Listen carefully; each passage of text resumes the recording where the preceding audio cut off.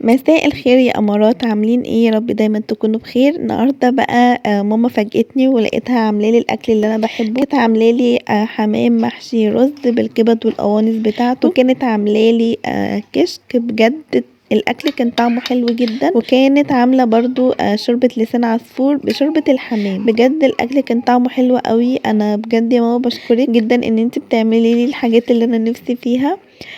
وبجد أكلِك طعمه حلو وطعمه مختلف، ومن خلال بقى وصفتنا الجميلة دي باحب أشكرِك جدًا من كل قلبي وبادعي لِك من كل قلبي يا رب ربنا يخليكِ ليّا وياخد من عمري ويديكِ أنتِ وبابا ويشفيكم يا رب ويبعد عنكم شر النفوس المريضة ويطول من عمركم يا رب وما اشوفش فيكم أي حاجة وحشة. تعالوا بقى ندخل في وصفتنا عشان أنا رغيت كتير. أول حاجة ماما جابت الطاسة وحطت فيها شوية زيت وقطعت بصلاية قطع صغيرة، وابتدت اللي هي تشوح البصلاية كده تشويحة بسيطة، وجابت الكبد والقوانص بتاعة الحمام وقطعتهم قطع صغيرة. وأول حاجة حطيتها على النار هي القوانص علشان القوانص بتاخد سوا عن الكبد، وابتدت اللي هي تشوحهم مع بعض. وأول ما تحس ان القوانص كده دخلت في السوا نزلت عليها بالرز على حسب الكمية اللي انت هتعمليها. وطبعا لو زودتي في كمية الرز أكيد مش هيترمي، هيتاكل، ده بيبقى طعمه حلو جدا.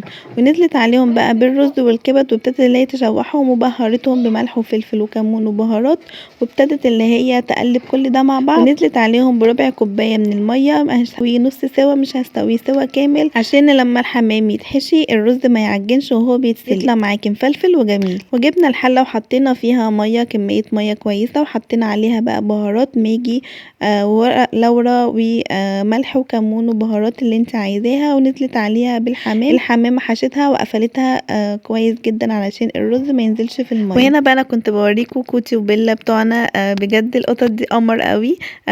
بجد عامله حس كده وجو في البيت جميله جدا. والقطه التايجر اللي هي قاعده فوق التلاجة دي دايما بتفضل قاعده كده، وماما واقفه في المطبخ بتتفرج عليها. هما الاتنين بنات فبتحب اللي هي تساعدها وتقف تتفرج عليها.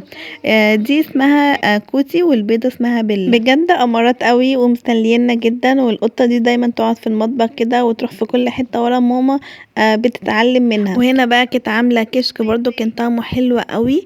جبت الحله وحطيت فيها شويه رز وشويه ميه، وابتديت ان انا اسلق الرز.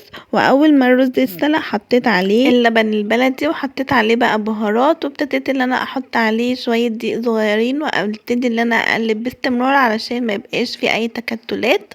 وبهاريه وظبطي بقى حدقه وطعمه زي ما انت عايزه. وجبت بقى بصلايه وقطعتها قطع صغيره، وجبت الطاسه وحطيت فيها شويه سمنه، وابتديت ان انا اشوح البصلايه بالشكل اللي انتوا شايفينه ده، اعمل التقليه بتاعه الكشك.